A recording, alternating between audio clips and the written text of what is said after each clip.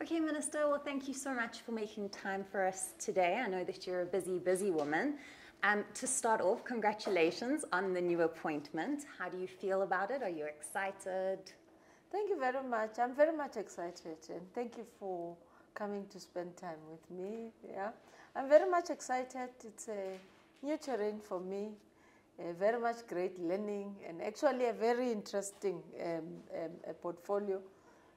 Relatively huge than where I'm coming from. Kokta is a big portfolio as well, 257 municipalities, but a bit of a different dimension as well, and I find that very interesting.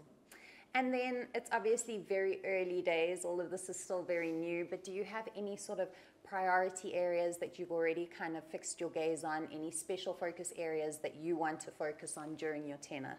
Okay, I think the issues really as we wrapped the 6th administration were very, very much clear and directional. There's a high crime rate in the country. So one, the interpretation in an integrated fashion of our anti-corruption and our anti-crime strategy is top in the mind. So we need to get our criminal courts functioning properly. If you just take 2-3 days back, you will see that the Hawks have made quite a number of arrests. So what does that mean in the CJPS cluster? It means we must then come, of course, hand it over those matters to ensure that we prosecute. And correctional services, as the end of the value chain, also does its part. So the coordination of all the state entities that assist, that's just the criminal part.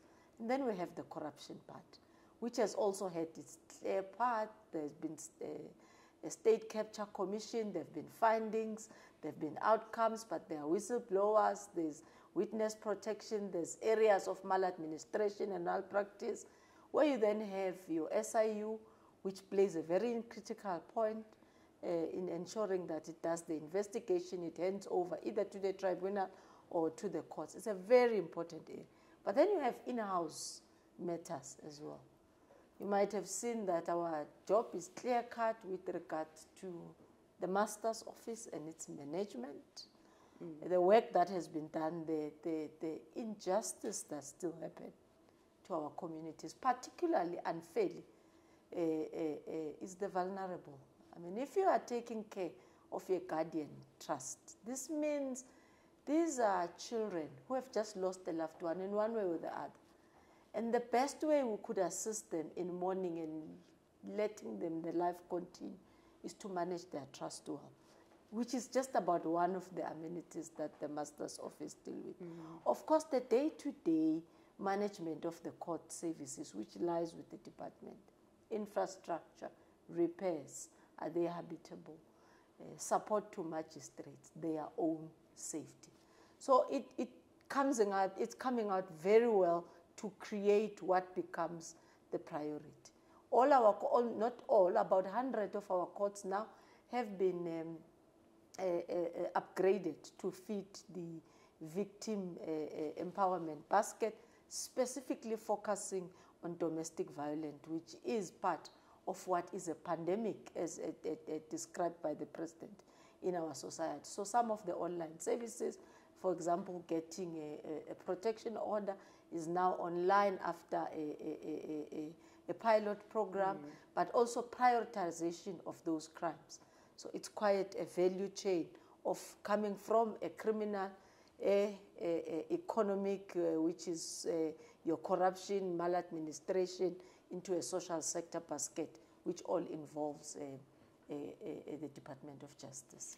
I mean, you mentioned it's this massive portfolio, and I think justice sits at the center of so many of the conversations we have in South Africa. Oh, yes. So there are obviously massive expectations on you in this role. How do you perceive those expectations? Do you feel like there is pressure on you to perform in this sort of key ministry? I think I'm putting even pressure on myself. And not in this portfolio only, everywhere where I will serve. I'll put pressure on myself that we make justice accessible. Because this is a right which is mandated to you by the Constitution. The Constitution guarantees you access to justice. our responsibility is to ensure that we make that right that is deservedly given to every citizen of the country realizable. So it's our responsibility to reduce the court backlog, because it is not, well, of course, there's quite a number of issues which involves or which leads to a backlog. It could be no availability of an interpreter, which is our responsibility, or a witness, which is our responsibility. But it may also be infrastructure, which relatively it's public work, so we need to have that inter and cooperation with other departments and ensure that we plan appropriately into maximizing of that. But we then have got Chapter 9 institutions as well. I mean, where public education in the main becomes the mandate of the department. For you to find Human Rights Commission meaningful, you need to know as a citizen that I have got this right. What if it's violated? I have got an agency that I can be able to work with, the Equality Court. And most of the justice and what the Constitution defines, we leave it to test on as a matter of chance, but not dedicated education. Think about the yesterday or day before yesterday incident of the Pretoria High girls. Mm-hmm. It's a, equality, racial type of a, but is how alive and alert is society is to those issues, on how they can prevent them, how they can know it is, what form of atheism that the Constitution is against, and what can they do about it. So you can unpack the responsibility that the Department of Justice have. We've got the public protector. They are visible, they do the work. But how often do we as a department, in support to them, carry the responsibility of ensuring that we do those? So I think we are targeting with the Deputy Minister just around 200 engagements. One is happening last week, for example, the SIU career exhibition. In trying to resolve the crimes, what becomes a challenge on our side and what leads to delay? Cyber crimes. A cyber forensic institute has now started. What does that mean? Recruit more young people, even in the legal frame, but also train them in cyber forensic analysis, data analytic on how to solve your crime faster. A partnership with government, for example, beyond the criminal justice cluster, you need SARS, you need Home Affairs to be able to latch into their system and be able to resolve those crimes. So you'll also then come across quite a number of cooperations and MOUs that Minister Lamola have signed, and ours is to ensure that we streamline them. I haven't said much about the department, or rather the Office of the Chief Justice. There's a handover happening, very much exciting.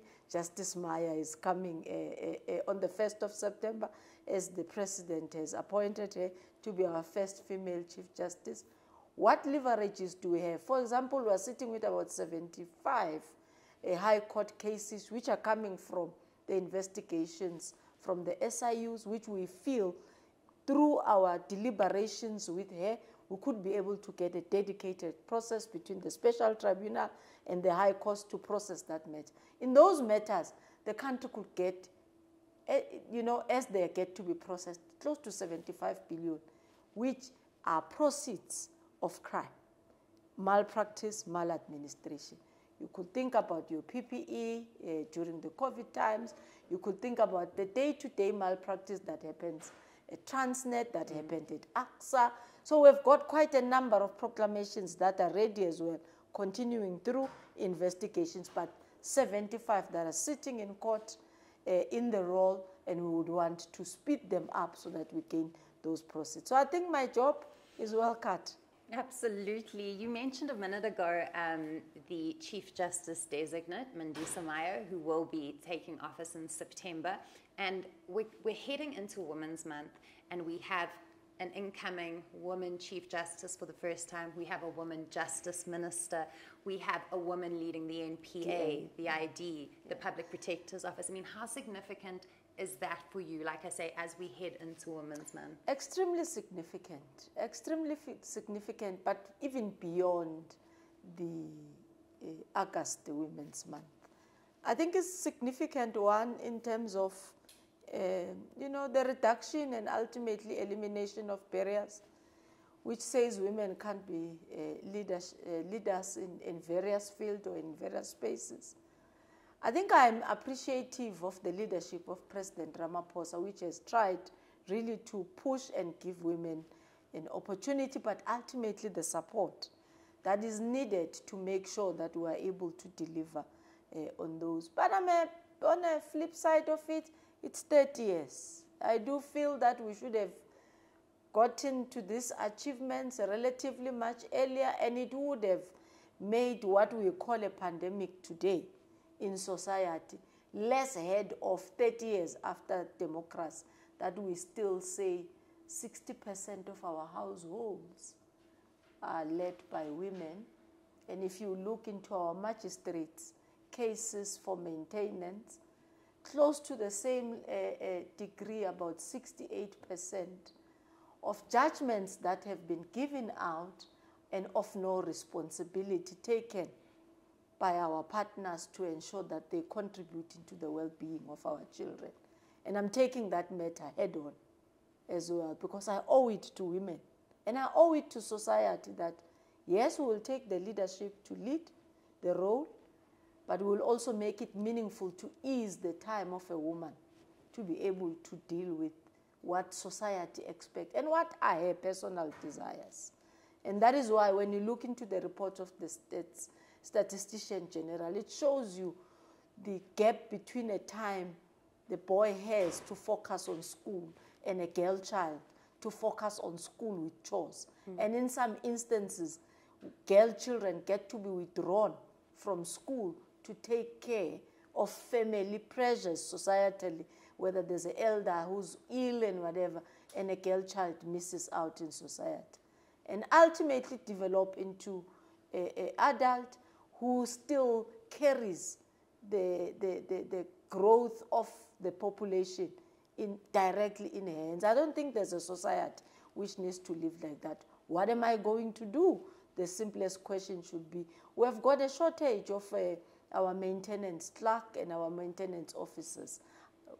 I said to the CFO, we're relooking into our structure. Those posts are funded close to around 250 to 300 of them. I'm going to fill them.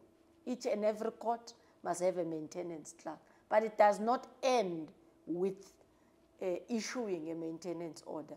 We also need to take responsibility in seeing if what we are doing does lay and give us products which is fruits. So we need to find a way of latching into the SARS system, which is our request. If you are getting paid and there's an order that you must pay your child and you are employed, most instances by the state, we must latch into that salary and you must pay if you are willing, you are not willing to do that by yourself.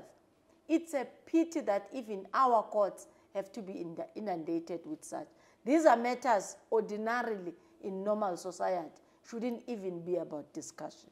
But unfortunately, we have got to reduce that 60% women child-headed household who have got very little support from the family, but are relying now and increasing the budget of the social sector basket of social development.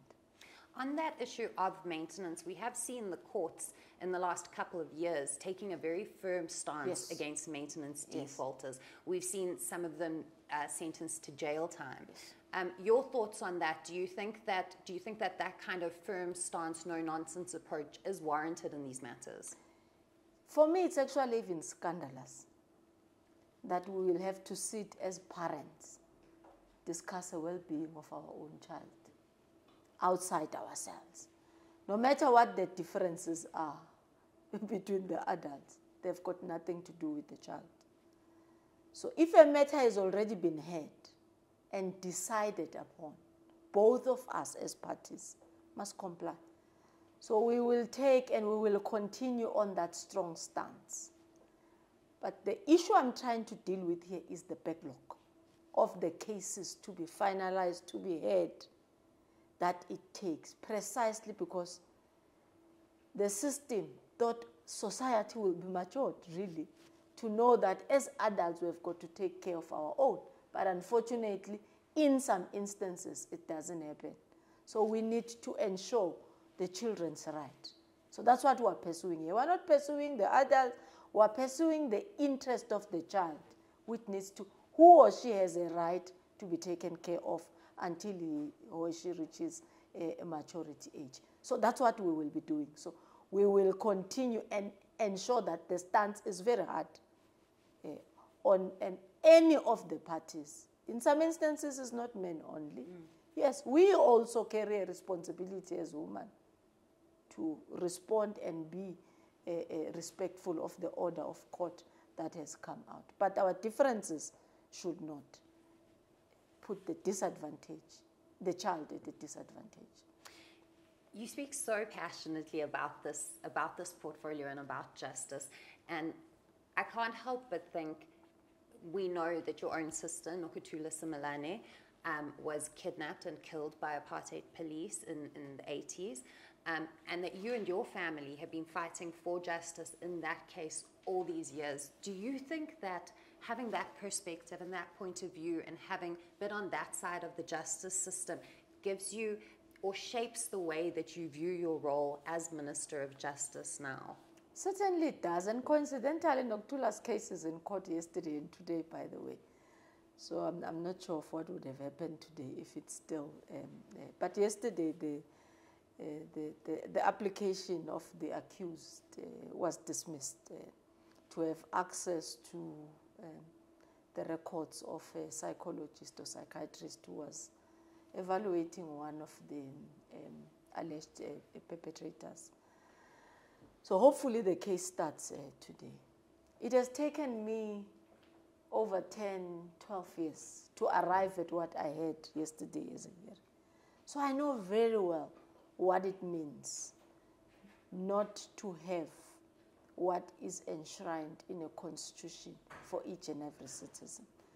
And I often appreciate South Africans about how they respect the judiciary as an arm, the third arm of the state, but also as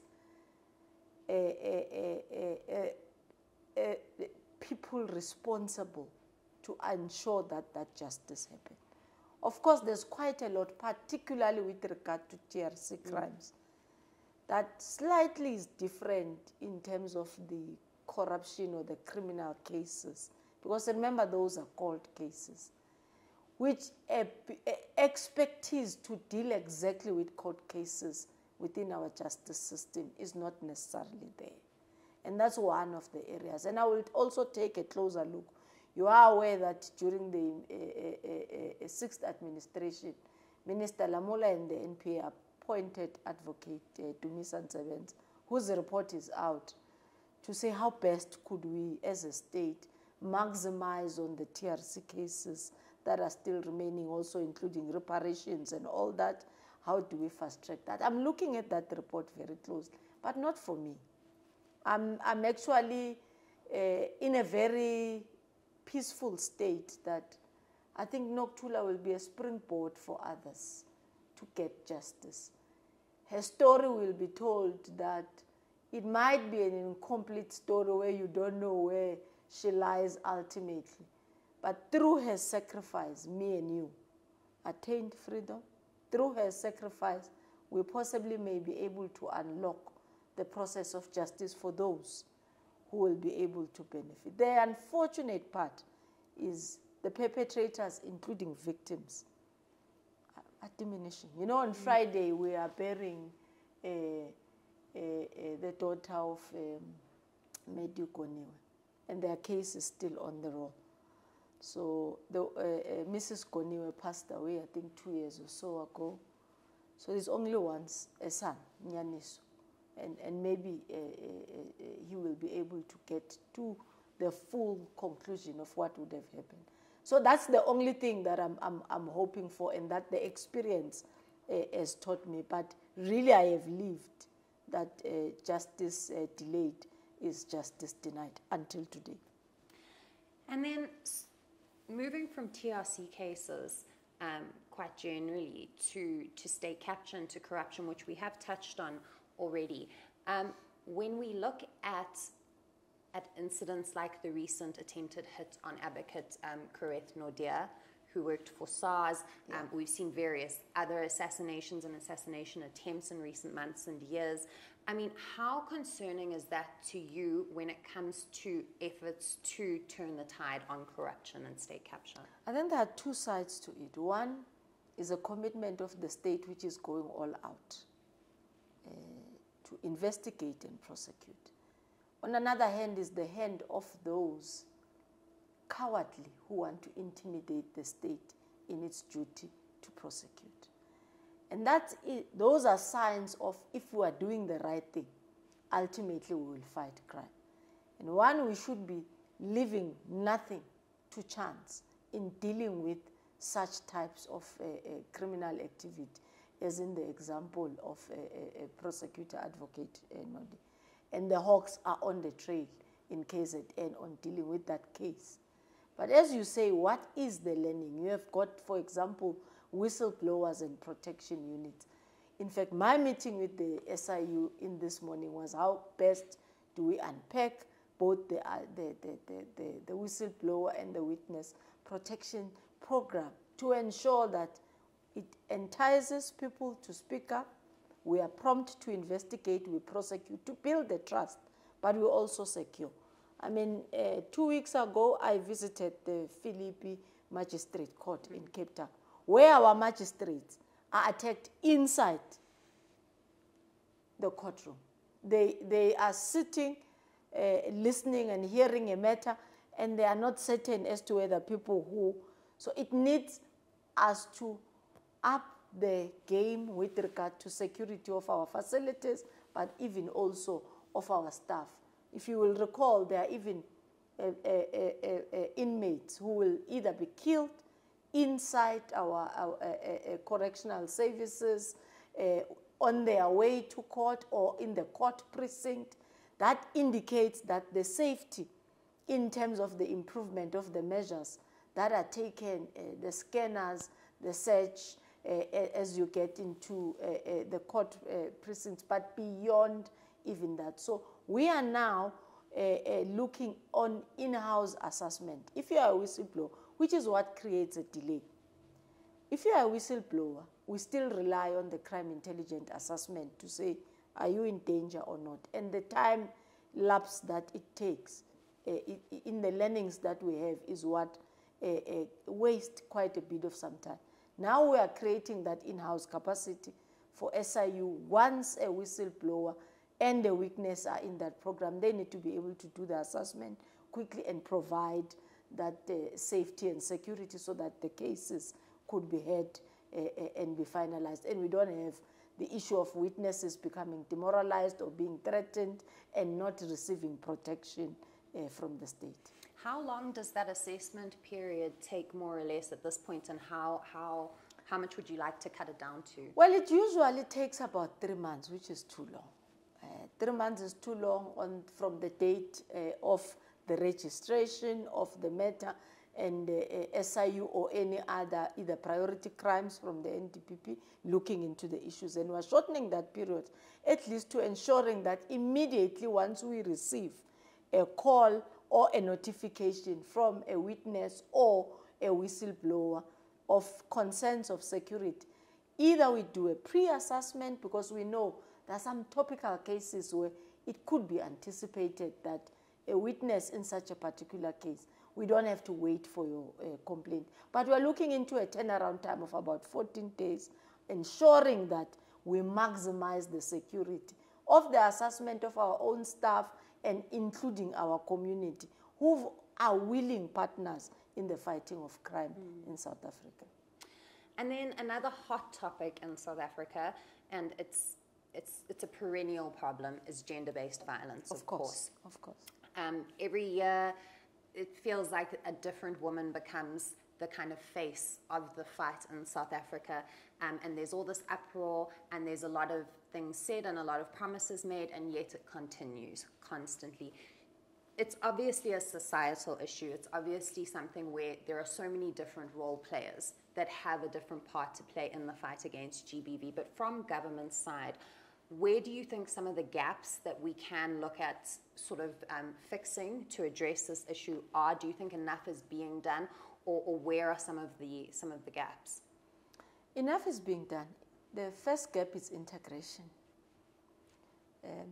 And you may be aware in the past 2-3 years, the president with the civil society, particularly with specific interest on domestic violence, on crime against women and children, came up with a charter which was very clear and directional.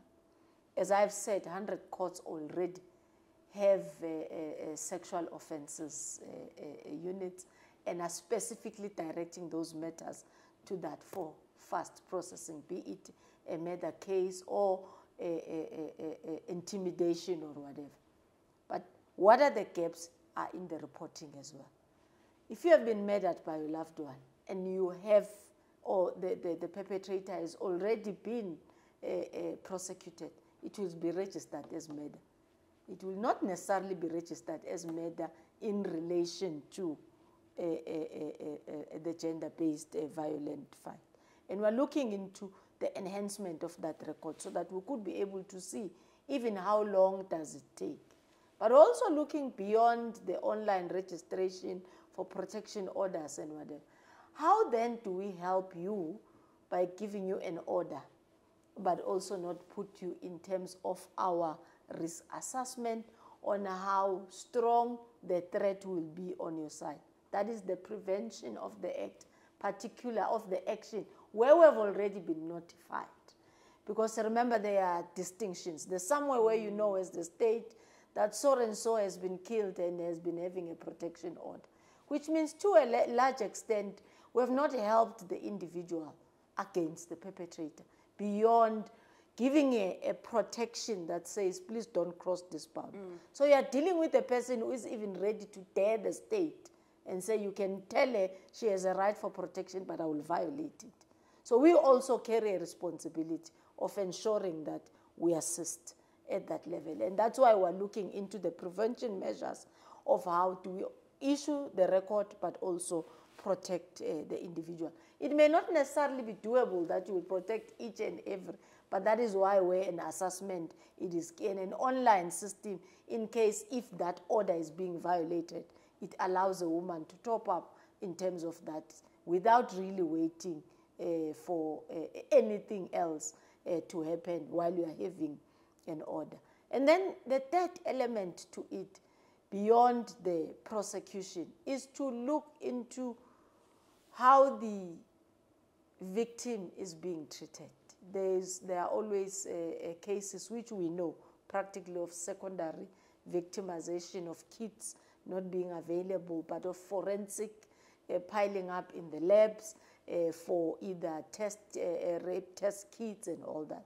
And that is what the Justice College is dealing with in terms of a training of even our own staff within the prosecution on how to handle these cases, the sensitivity. But the upgrading of the courts, the 100 I spoke about, for example, creates that privacy, that some of these matters can be heard in public because by their very own nature, they are sensitive, but also there's an element of not being comfortable to talk about some of the matters. Of course, we also will plea with the media. You could think of a case like Omotoso, a balance between the interest of the community to know and the media to inform the community of what would have happened.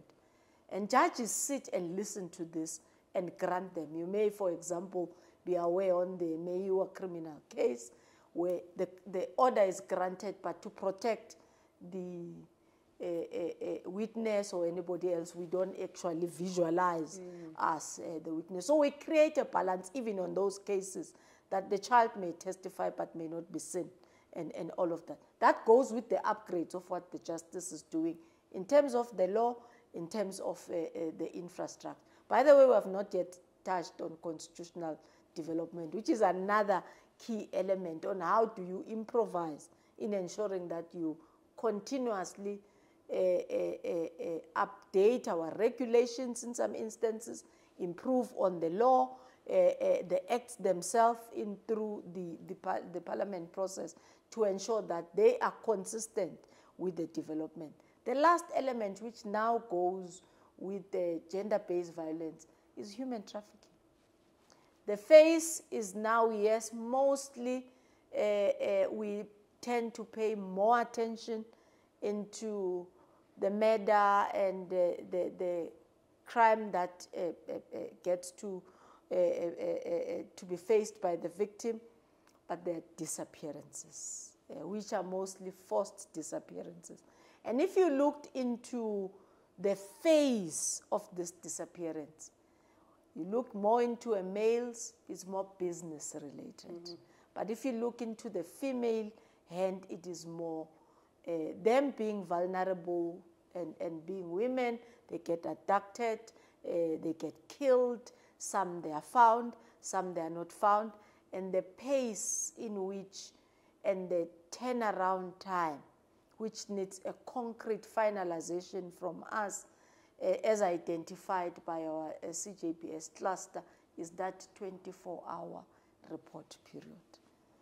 Should your mother, knowing your routine very well, realize in hour 2 that, no, something is amiss with my daughter, and the law says, no, wait until it's 24 hours. We could have assisted possibly in hour 3.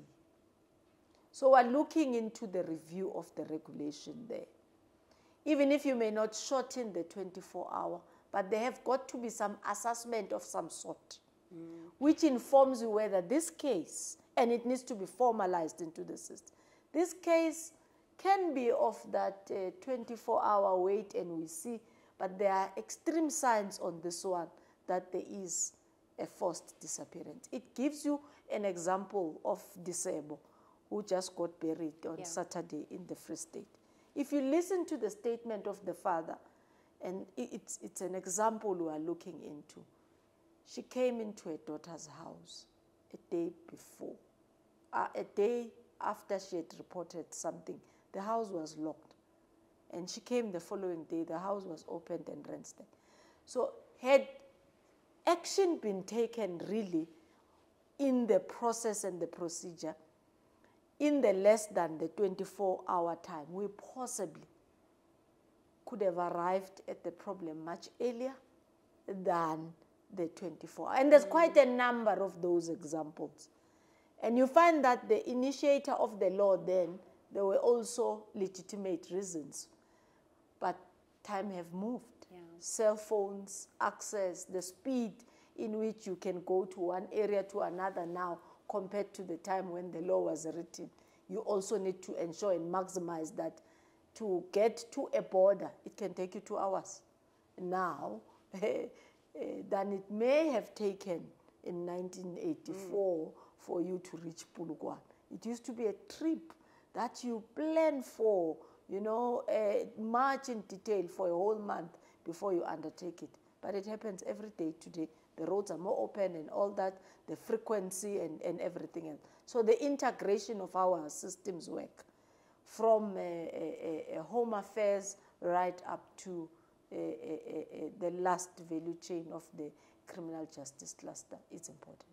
You mentioned constitutional development a minute ago, and obviously in South Africa it's a constitutional democracy. The constitution is supreme, and our constitution has been repeatedly celebrated around the world. I think Ruth Bader Ginsburg once said if the United States was ever to adopt a different constitution, it should be South Africa's, because of how progressive and beautiful and celebrated our constitution is.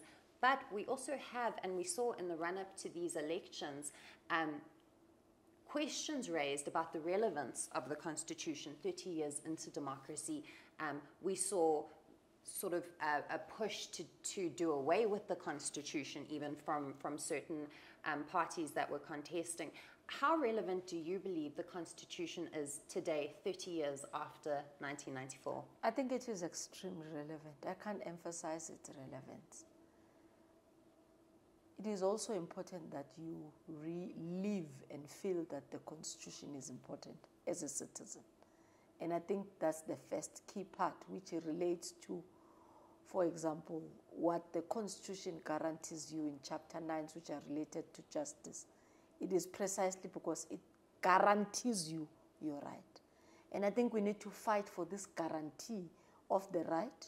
We need to fight for the independence, which we fortunately have. Our judiciary even finds our own department to say, no, no, no, you might have not applied yourself, which means they are able to sit without fear or prejudice and deal with the matters, which is guaranteed in the Constitution. Yes, like any other, it is not a cast in stone. It will have to develop and be redeveloped and be reshaped.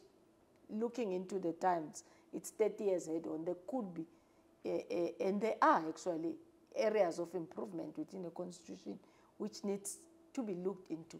But you can't say work which has guaranteed our Bill of Rights is something that is not justified for us to have. Like any other constitution, obviously there will be area of improvement. Sometimes our courts, particularly the Constitutional Court, assist in the direction on the areas by their outcomes and give even time frames to Parliament on when to update and improve on a particular area or section of the Constitution. We also need to ensure that the Constitution, for example, gives you rights to equality. But do you feel equal? Do I feel equal? What could we do as a government to ensure that you live the Constitution, you feel that you are equal? It is an ideal that we have, and it is possible to live with it and enhance it along the way. I don't go with a constitutionalist and a stateless a type of a government. A constitution is a guiding document. It is a guiding mandate that government needs to have and government needs to respect. And citizens need to feel that the constitution that they have guarantees their right. And if their rights are not guaranteed, they've got a right to go and have access to justice. And therefore that will talk to the access. Is it affordable? Is access to justice meaningful to a poor woman? How do we assist him or her to be able to access justice? How do we treat the unfortunate and the vulnerable in protecting them, in ensuring that their rights are adhered to? Before we wrap, there are a couple of specific matters that I want to ask your thoughts on. The first being the news that broke last week about the discovery of what's being called a military training camp in White River and those 95 Libyan nationals who were arrested. I think for a lot of South Africans around the country, that kind of thing really ignites a lot of fear. It's very scary to hear those kinds of things coming out. What was your reaction when you first heard about that? Well, I think my reaction when I heard about that was that we need to enhance the border management system that Minister Mtswaledi introduced and started at the Department of Home Affairs. But go beyond, particularly from the criminal justice cluster, to ensure that we sensitize our communities, be alive and vigilant of your surrounding. Any untoward behavior, report it. Our responsibility as government is to be responsive as well to the alert. In most instances, our communities, if you follow all the big stories, it's a community member who said, no, can you please come here? There's some, I may not be an expert, but there's some foreign thing that I don't think it's normal. Come observe it with a professional eye. Maybe there is something to it. So our drug cache, which were found in Koblesdal, for example, it was neighbors who said something doesn't look normal in the area, in the space that we are living. So our responsibility as justice, for example, is to educate. Together with the Hawks, the police, is to educate our communities. But it's to be responsive once we have been notified. So it's to rebuild the trust of our community. How often have you had community members, if you ask them, but why were you silent? when you have had this. No, I wasn't trusting that the police works with them. We don't know. This is what we often hear. And as government, we can't be blind to that. We need to recommit ourselves into ensuring that we live with all the mandates that our department are given to. It will build trust automatically into our communities, that when we report, action is taken. When we report, we're well taken care of as whistleblowers. The matters are adjudicated, the people are tried, and they are jailed. Once you create that, of course, the community will be different. But one can't overemphasize the point of our border management systems in our country. And then the extradition of the suspects in the AKA and the TBS murders. Now, we know that there's a judgment coming out of Eswatini later in August, I think around the 16th of August, on that. How confident are you feeling about South Africa's position in those proceedings? We have very good relations with the people of Eswatini, the government of Eswatini. They've actually been very helpful also in assisting with that case. In fact, South Africa as it stands, we've got very good relations. Just yesterday I was dealing with another matter of Eswatini where they're asking our government to assist on another case for themselves which involve money laundering, and then people got into the country and they want that followed up on their behalf. It's a Eswatini bank which lost quite a substantial amount through money laundering. It just shows that government and our strategy with regard to relations beyond our borders is bearing fruits. We're having, yes, difficulties, for example, in the India, UAE extradition, which was still in discussion, pursuing, writing back on every additional information that they need. But our belief is that we could have been assisted more, and we are requesting the hand of the president at the president and king relations to be able to assist us. We are doing well on the Bushiri matter. For example, our team just returned back on Friday or on Thursday last week, doing the final, depositing the final affidavits in the with the Malawi government. We are also relatively at the same time, or maybe somewhere one, hopefully around September, could be getting a verdict on the Bushiri matter. We do believe that because all of us are signatories into Interpol and declarations which assist the world to deal with crime, that we will get mutual assistance, as we also give our hand to assisting of this. But we'll always be transparent and open up to our communities where we're having difficulties. And maybe your anticipated question will be, will then difficulties with that be a hindrance to the state capital and commission? No, they are not. You might have seen the SIU and Transnet were going behind Nedbank. There are cases, part actually of the 72 cases which I spoke about that SIU has concluded. More of them are actually state capital related, which we want the justice system, or rather the judiciary, to clear much faster, so that people could then realize that there are gains in the investigation. Of course, some are PPE related also, which are in the chunk of those high court cases which needs to be heard and be disposed of. Yeah. Okay. And then just very briefly to wrap up, I want to ask you, when the time comes, many, many years from now, for you to leave this portfolio, what would you like your legacy to be? Well, my legacy, I would like to be a scenario where you as a citizen know your right, understand your right, you feel safe in your country, and you know that when anything has happened to me, either from a criminal perspective or from a corruption related, where your tax profits have not been used appropriately, action will be taken.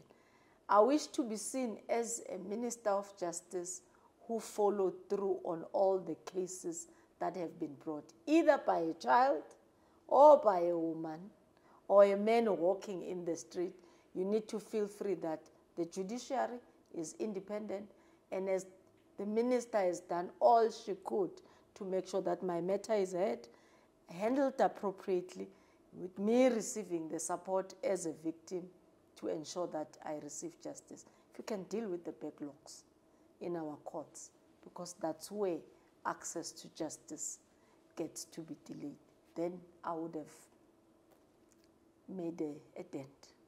Wonderful. Thank you, Minister. Thank you so much. That wraps up from my side. But we wish you all the best in this portfolio. You have a massive task ahead of you, but you go with the blessing of all South Africans, I think. Thank you very much. Thank you so much, Minister. Thank you. Thank you.